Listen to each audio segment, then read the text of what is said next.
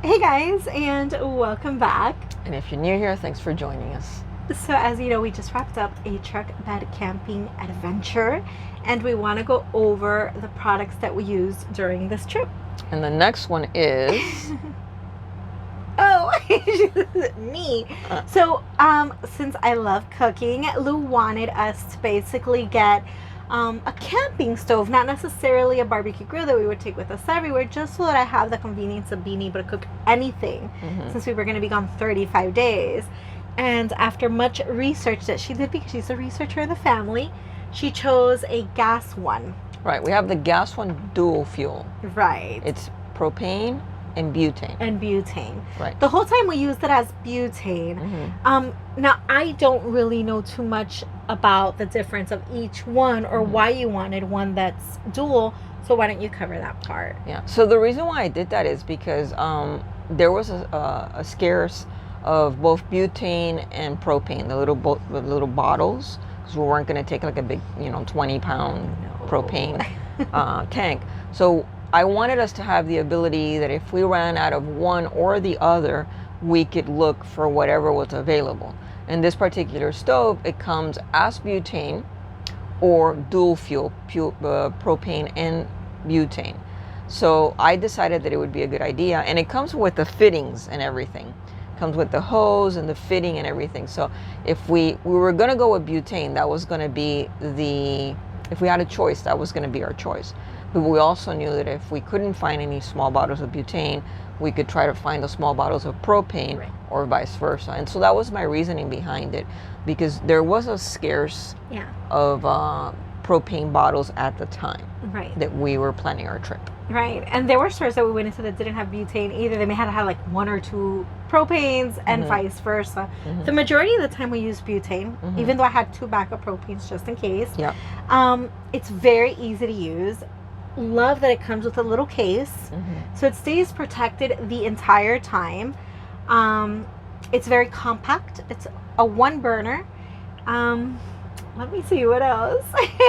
Compact, easily portable, dual purpose, and we basically use it to cook all kinds of stuff.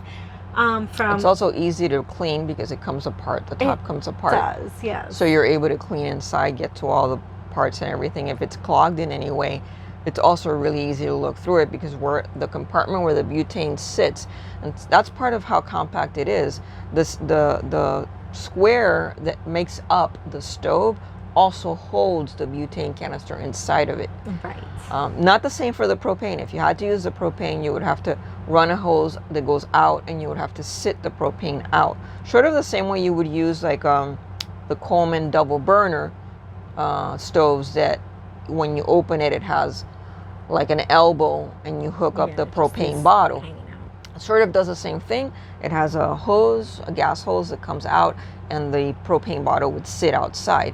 We never used it in that way, so it was extremely compact because there's a compartment where the butane bottle just sits inside of it. And it's as if it wasn't even there, right? It's completely... Right, it has like a little flap door. Little door, so it's completely sealed. You can't even see it. It's very stylish looking. It's very clean looking.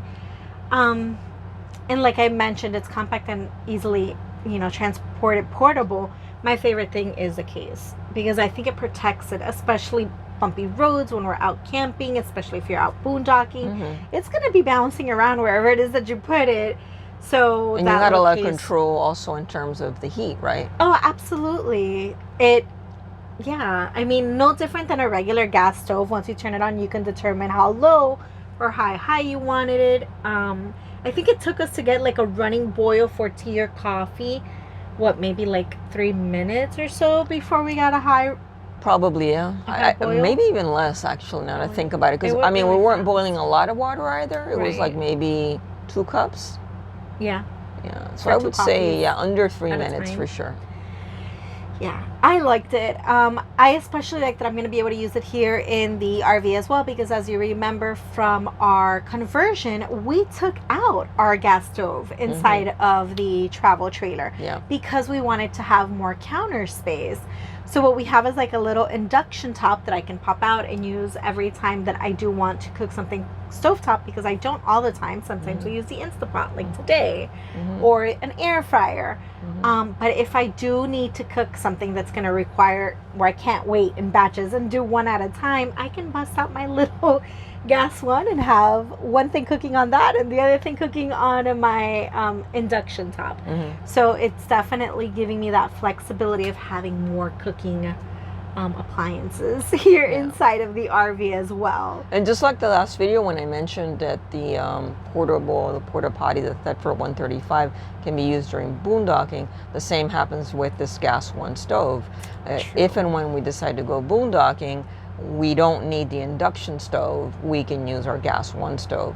And again, we're going to have the ability, in this case, to connect it to the 20-pound gas tank that we have in the front of the RV, because that particular stove, like I mentioned, is dual fuel. And it has the connection to run it into the tank. And I left, when we removed the gas stove, I left the connection intact. And I left it intact for that exact reason, so that if we needed to use a gas stove for any reason, we could go ahead and connect it. Also resale purposes, so that if and when we ever decide to go ahead and resell our travel trailer, that next purchaser has that ability if they prefer having a gas stove. So that was one of the reasons why Lou decided to keep that.